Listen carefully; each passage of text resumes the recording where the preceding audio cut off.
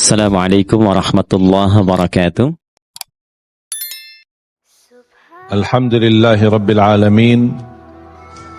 Allahumma salli ala Sayyidina Muhammad wa ala ali Sayyidina Muhammad. Kita dalam segala urusan dunia mengambil keputusan kita harus bermusyawarah. Tapi kalau dalam hal ibadah tidak semestinya bermusyawarah. Artinya kalau kita mau laksanakan kewajiban kita, masa kita bermusyawarah dulu?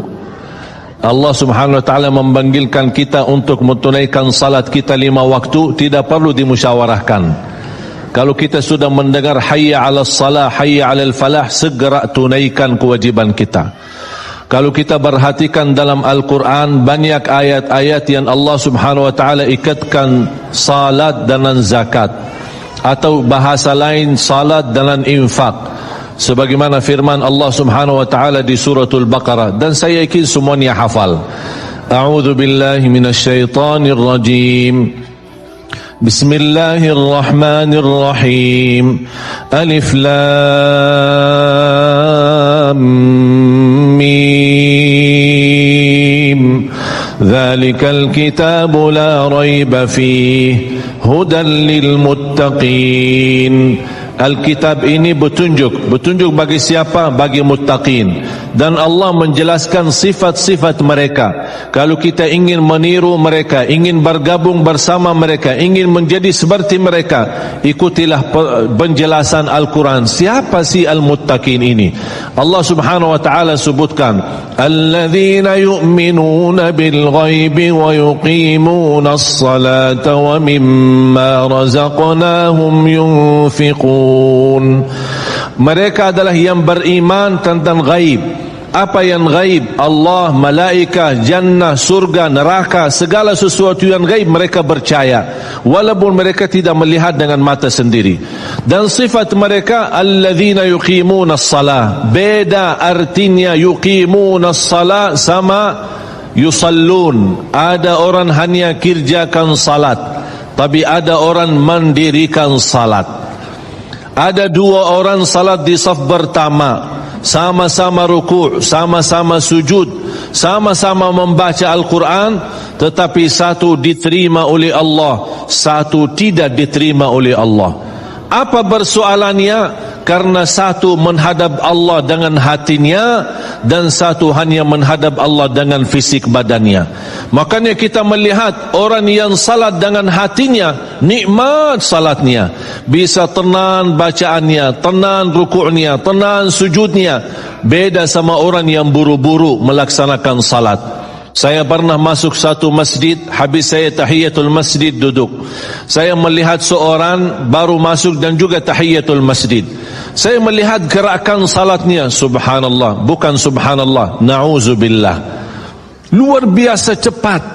Saya hanya menangkapi bacaan gerakan salatnya. Saya baca Al-Fatihah, saya baru selesai waladdallin amin, dengan saya mencuba bagaimana bandingkan bacaan Al-Fatihah dengan salat beliau, dia sudah sampai ke tahiyat, padahal baru saya selesai surat Al-Fatihah.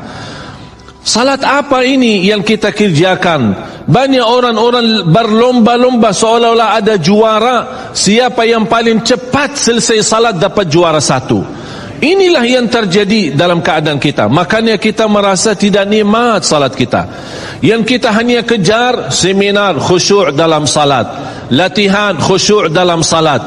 Sebenarnya Bapak Ibu biar faham, tidak ada perintah dalam Al-Quran memerintahkan salat yang khusyuk.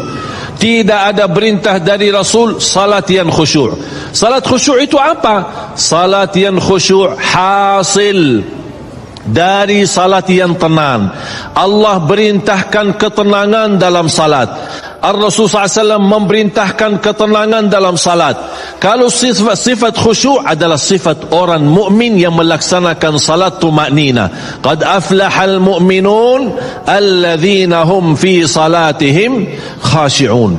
Ketika ada seorang datang ke masjid di zaman Rasulullah sallallahu alaihi wasallam, masuk masjid tahiyatul masjid, selesai salat dia datang kepada Rasul mau salaman, Rasul tidak menjawab. Bahkan Rasul berkata, salli fa innaka lam tusalli, salatlah karena kamu belum salat. Dia pergi ke depan, salat lagi, selesai balik lagi bertemu Rasul. Mau salaman, Rasulullah SAW tidak menjawab. Salli fa innaka lam tusalli, salat dulu karena kamu belum salat. Sampai 3 kali dikasih tahu oleh Rasulullah SAW. Akhirnya orang berkata, mohon maaf ya Rasulullah, saya tidak tahu selain ini salatku.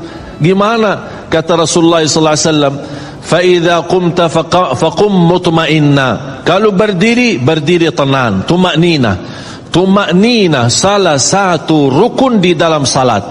Tidak sah salat seorang tanpa Al-Fatihah, betul? Sama tidak sah salat seorang tanpa tumaknina. Baca tenang, rukuk yang tenang, sujud yang tenang, wallahi akan terasa nikmat. Dari hasil ketenangan dan upaya dan ikhtiar kita akan muncullah rasa khusyuk. Karena khusyuk bukan sesuatu yang datang dari luar, tapi khusyuk sudah ada di dalam hati. Tinggal bagaimana cara dikelola, bagaimana bisa dikembangkan cara salat yang tenang. Assalamualaikum warahmatullahi wabarakatuh.